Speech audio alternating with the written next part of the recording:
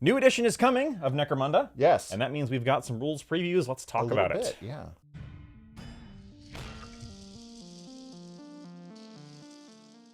Hello and welcome to Necromundown. Rules. We know a few. Yes. We've gotten one article so far. Yes. About, at time of recording. At the time of recording. We waited for today on Tuesday to see if they were going to release another one. They didn't. Nope, they didn't. So what do we know so far about the changes?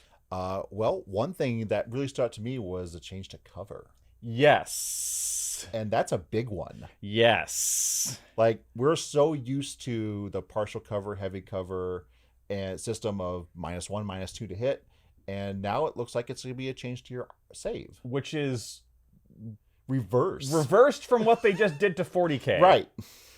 And I gotta say, I don't love it. I'm not thrilled about that either. I thought that was... I always have felt that cover in miniatures games needs to be a hit modifier. Yes, that feels more intuitive to me. Right. Rather than... Because the problem is that if my armor is good enough, I don't feel the need to take cover. Right. Which I guess is kind of Necromunda-y in that people here are idiots. That's true, but there's not a whole lot of super heavy armor in Necromunda at the same time. Which I guess that's what they're going for. So speaking of armor, people have armor saves built into their kits now. Correct. We saw that an Escher Ganger has a 6-up. Yep. And they've just said that cover is... Did they give us the numbers on cover? They did not. So, no. But they just said it's going to be a buff to your armor save. Yeah. I don't like that because it, like... Well, here's the thing that I really like about it. The reason why I find it bizarre that they change it from 40k is because unless AP works differently now, is high AP weapons suddenly just don't care about cover. Right. Which I don't like. Right. Because that's always been a problem with facing shooting armies is you need more cover. You need more cover. You need to be harder to hit. Right. Shooting gangs, I should say. If that's no longer a thing... Then, once again, this is all in the context of we don't know the whole package of the rules. Yes. But, and that's true for this discussion going forward. But the thing that is... And maybe AP for weapons is changing because all weapon profiles are changing. Like, you know, I maybe there's not a whole lot of AP3 out there, for instance. Yeah, that is possible. But I always thought that it was better that a Ganger that's just wearing some mesh armor could hide behind a pillar and is safer from the melt-a-gun. Yeah, than... because that makes more sense. Yeah. And then you get things like, so we've said, for example, we've seen some of the territories already, like the synth stills, the one they showed off, the territory boon, which adds +1 AP to anything with a toxic thing.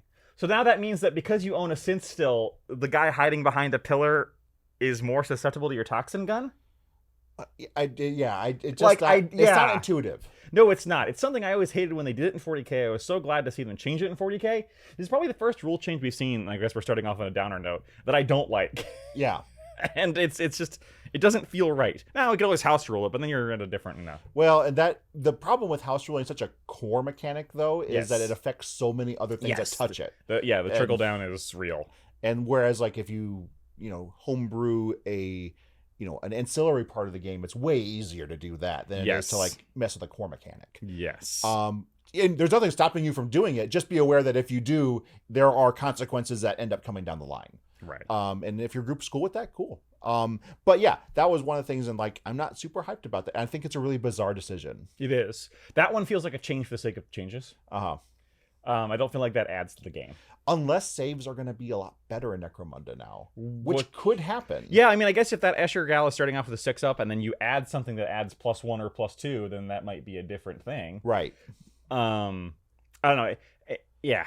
I think it's also their effort to streamline. Like, they have talked about a lot of, and I know it's a boogeyman word to talk about streamlining, but I think that it is an effort to streamline because now if guy has cover, he's getting +2 his save. You no longer have to worry about, well, is he 25% covered? Is he 50% covered? Yeah, I guess if it's a binary, you're in cover or you're not. Right. Because that was the partial and full cover was always kind of a...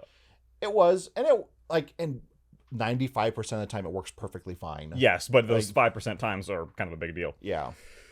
Yeah. So speaking of territories, this is something that isn't new because they did this in some of the campaigns already. Yes. The territory you're fighting over now informs the game in ways, so like the synth still we've seen, like while you're fighting in that area, toxic weapons are worse.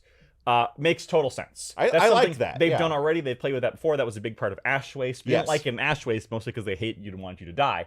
But that was a big part of the last Aranthian succession. Right. If you fought in the limb farm, for example, people could heal themselves because you could just grab a limb and stick it back on.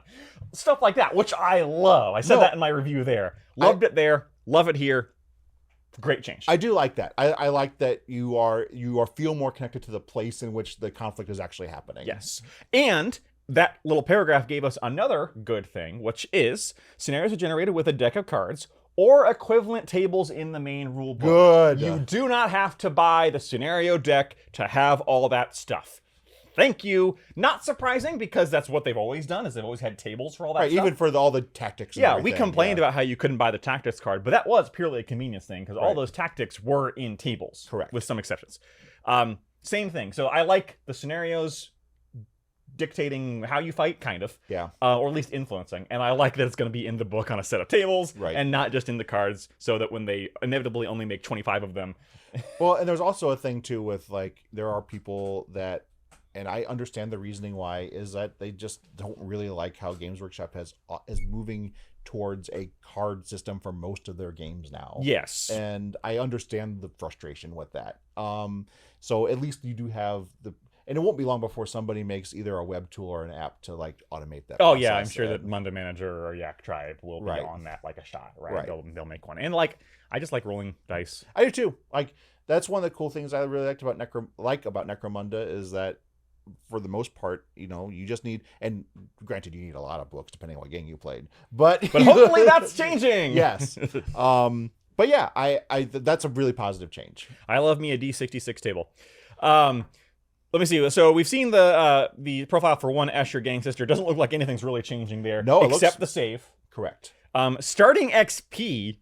That's interesting. That's interesting. We don't know any of the advancement stuff or anything like that. But we do know that apart from the starting XP, which is interesting, there's starting XP. I mean, maybe there's a way, maybe when you form a gang, there's a way to spend that because they talked about adding specializations already to fighters. Yes, I guess that's the next big one, is that all gangers are specialists now. Yes. Kind of. Sort of, yeah. Boy, am I glad I didn't build out my Van Star that I hadn't built, because gone are the days when gangers could only take basics and everything else. Now it looks like everyone could take every weapon. Correct. It doesn't say exactly. That's the impression that the article gives. Is now whether or not you have to. We had someone on our Discord suggest that you might have to buy proficiency in a type of weapon in order to use it. Maybe that's what the XP is for. Yes. So because you pick one of 8 different options.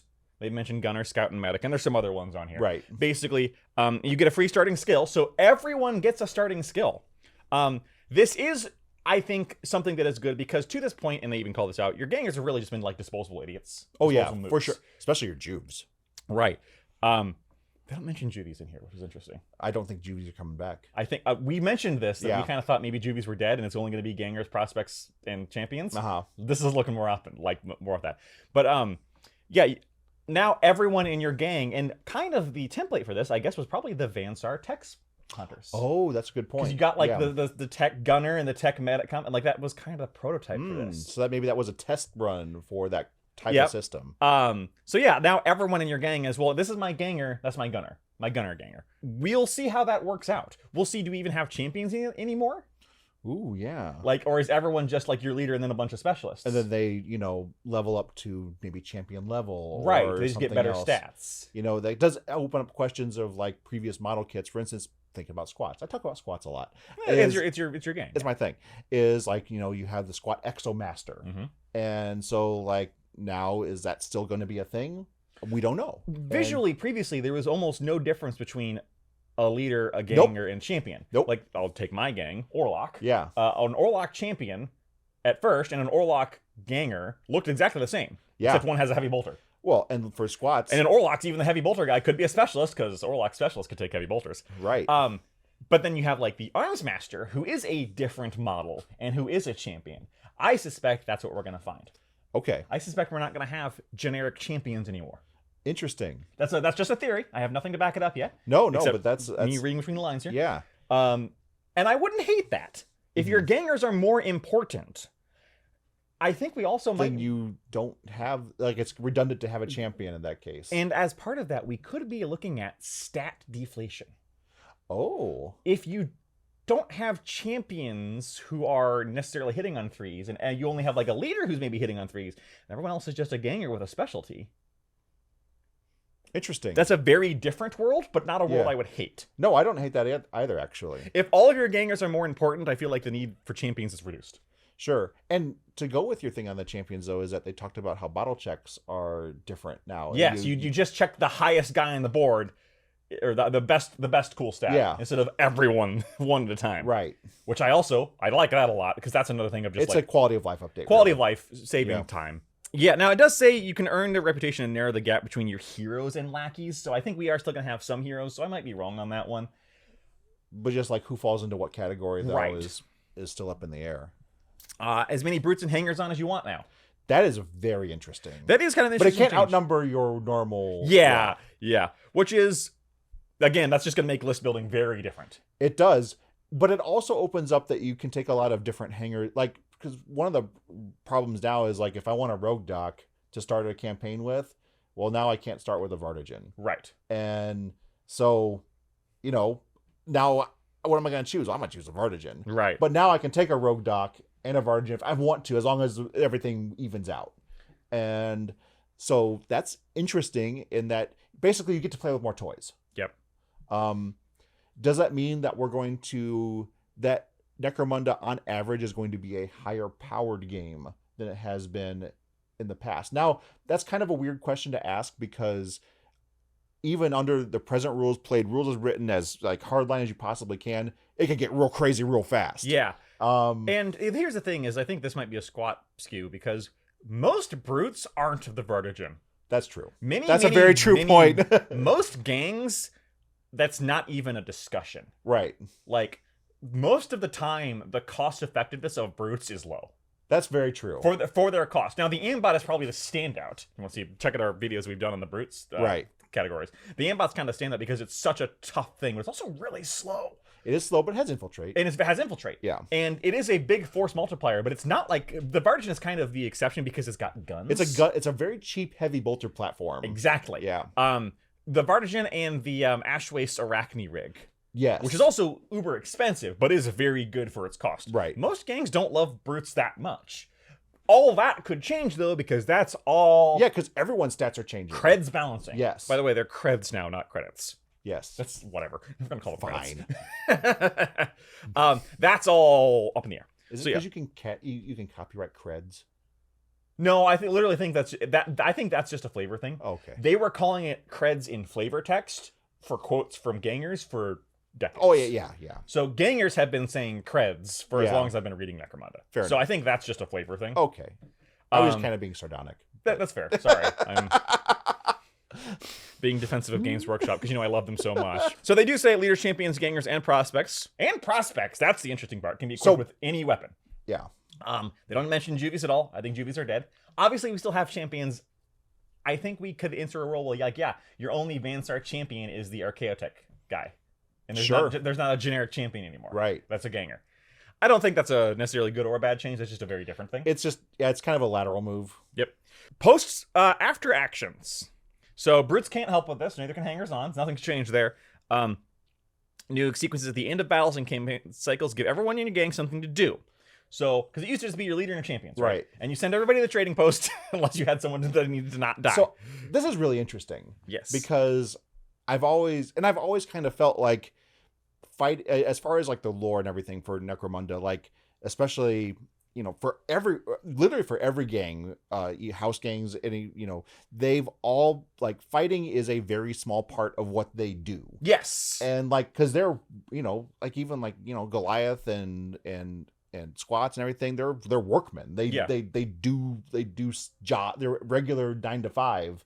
And when depends on the gang and depends on the but fluff. like Asher manufactures chems and Goliath does their stuff and but every gang has a job. Yes. And like that's kind of why they exist on Necromunda, and like fighting is just a part of what they do, which is reflective of like everyone is kind of diving for cover all the time and stuff like that. Like we don't want to get shot at, right?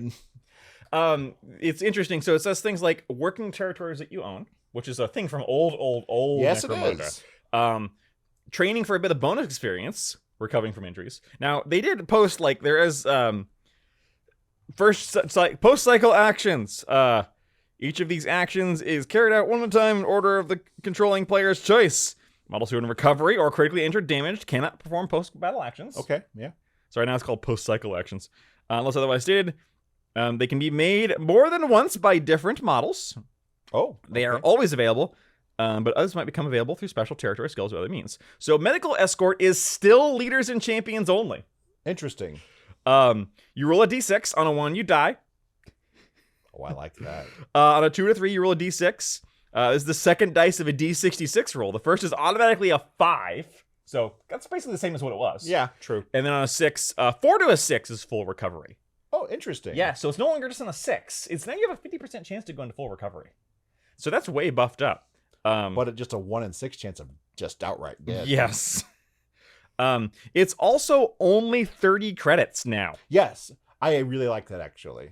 So the question then is, what does a rogue doc do? Maybe gives you a bonus to the roll? Right. Because 30 credits is way cheaper rather than, what was it, 2d6 times 10? Yeah, but we also don't know what the income looks like. Right, yeah. So there's also that. If the player wishes, before rolling on the table, they may pay for the doc to use some of the more expensive supplies. Ooh. And you get, for every 50 credits spent, you can add +1 to the roll. So basically, you could spend 150 credits And to get an automatic 4. Yeah. If you have someone you really care about. Your leader. Yeah. Yeah. If you just really need someone to not die. Yeah. You know what? I kind of like that. I don't hate that. Yeah. Like, I mean, it's a great representation of a modern medical society where if you just have enough money, you get the good stuff. I mean, and Necromunda isn't above that by any stretch of the imagination. No, it's great. I love it. And by love it, I mean hate it. You also have things like develop tactics. The fighter works to develop new tricks that can be used in battle, generate a new gang tactic, and add it to the gang roster. We don't know anything else about how tactics cards works. Nothing. But that's interesting. Visit the chop shop. This is a vehicle only, so vehicles can also do post-battle actions. Select any number of lasting damages and remove them for 50 credits pop. Okay. I think it's 50 credits. It's kind of cut off. That's good. Work territory, leader, champion, ganger, or prospect only. Yeah, I think juvies are. Well, then again, if it says leader, champion, ganger, or prospect, that means there's another category. Brute. Yeah, but brutes are automatically not able to do post-cycle actions. Oh, okay. Well, the plot thickens. The thick plottens. Maybe there's another type of ganger altogether. They're no longer called juvies because they're trying to get away from the child soldier accusations. Now they're called schmucks. I mean, they kind of are child soldiers, but yeah, I know. Only 5 fighters. The fighter works a territory, escorting protection, extorting protection money, collecting dues, or just shaking down the residents for creds. Add 15 credits to the gang's stash for each fighter that performs the action. We're removing a lot of the random cred rolls here. Interesting. Visit the trading post. Covered in more detail. Okay. Yeah. Train. Any model can just get 2 experience points. Now, of course, I don't know how advancement works. No. But that's really cool. Like, they can just go and get swole. Yeah. And go to the gym. And, of course, there's also fitting bionics, which is paying 50 credits for every lasting injury that you want to remove. Lasting injury is removed from the card, and you cannot perform any post-battle actions, blah, blah, blah, blah. So now we're at bionics are just 50 credits to get rid of a lasting injury. I actually really like that. I think that makes sense for the universe. And well, it was always really annoying that bionics increased the cost of your guy. Right.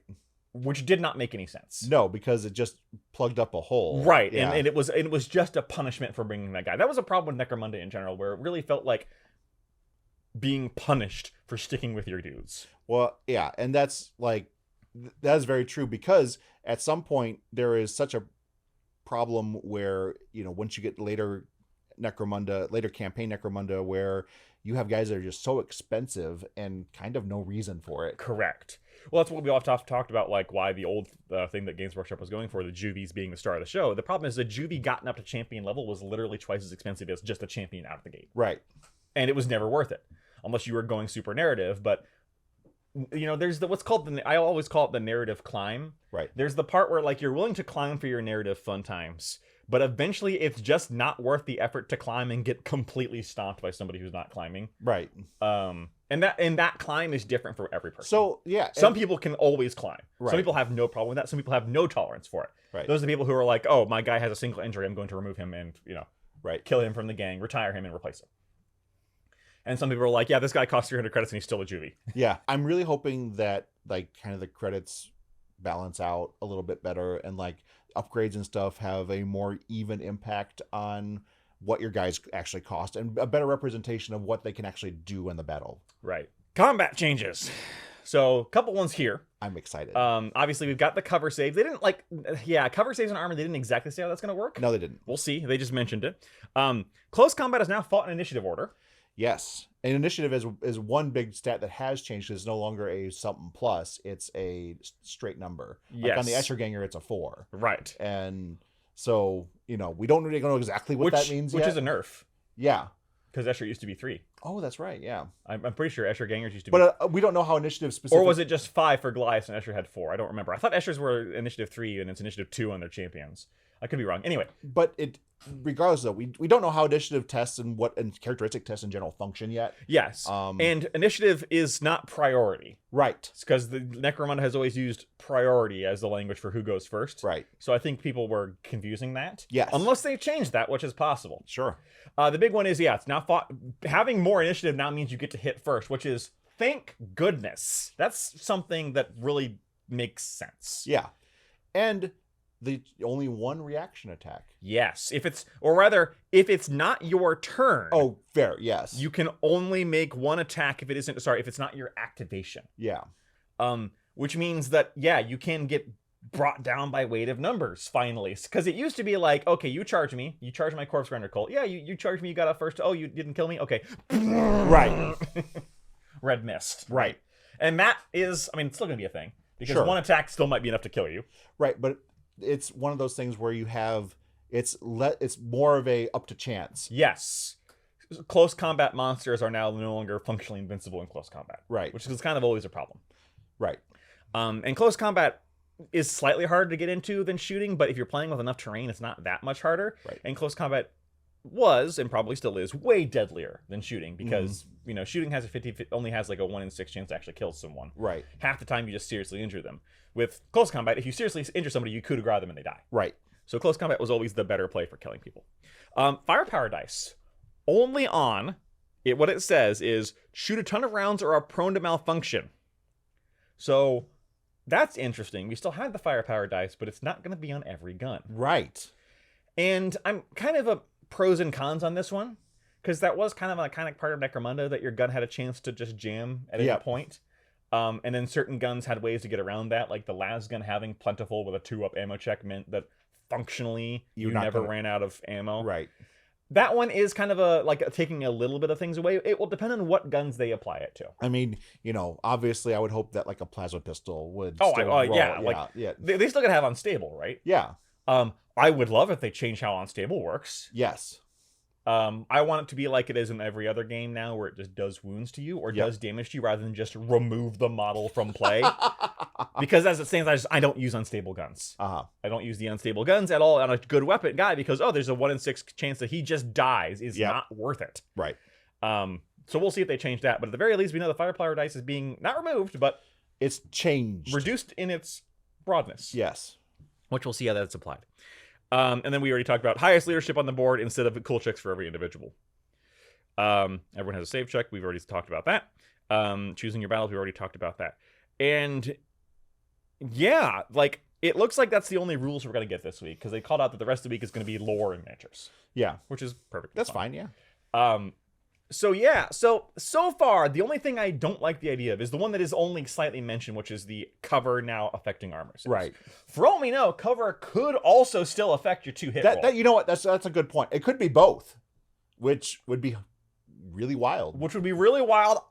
Ironically, I would hate that less. I would too, actually. Than if it was just armor, because that would make cover really good and really important, which in real life it really is. You don't want to get hit by bullets. It's not okay. When shooting starts, the first thing you do is drop to the floor, and then you get behind something. Right. Because that's how you not die. So, and there's a problem in Necromunda where it's just I'm just going to move up. All right. Yep. I've got a 2-up armor save with an energy shield. I don't care. I mean, to be fair, if I had an energy shield, I might not care. I still would. Okay. Getting shot at. I've never been shot at, but I've got to imagine that, when the heavy bolter starts thumping. You know, fair enough. I might still hide. Who am I talking about? I would pee myself. Yeah. No, I'm the manufactorum worker over there going, ah!